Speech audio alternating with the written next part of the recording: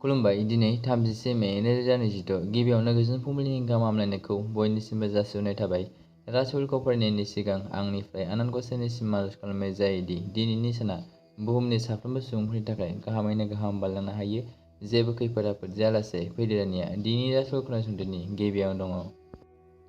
मेष राशि रां आरजिनाया गोरलै जागोन। मेष राशिनि खाफाल गोनां अनजिमाया 2। बृष राशि सावस्रिया लोरबां थागोन। बृष राशिनि खाफाल गोनां अनजिमाया 5।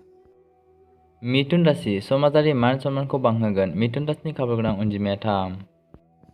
कर्कट राशि फालांगिया मोजाङै सोलिगोन। कर्कट राशिनि खाफाल गोनां अनजिमाया 2। सिंह राशि फालांगियारि दावबायनाया जाफुंसार जागोन। सिंह राशिनि खाफाल गोनां अनजिमाया 4।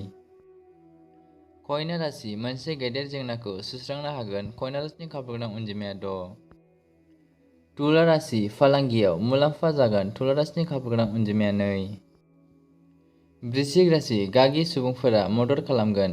वृश्चिक राशिनि खाफाल गोनां अनजिमाया 2। धनु राशि बोसोनआ नोंनि थाखाय गोहोम गोनां जागोन। धनु राशिनि खाफाल गोनां अनजिमाया 6।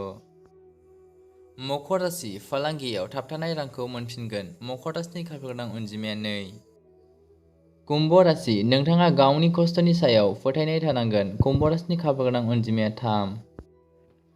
मीन राशि आद्रा थालांनाय खामानिया जोबनायाव फोजोबनायनि फारसे आवगायगोन। मीन राशिनि खाफाल गोनां अनजिमाया 2। दिनैनि राशि फरायनाया एसेनोसै। गोजोन्थों।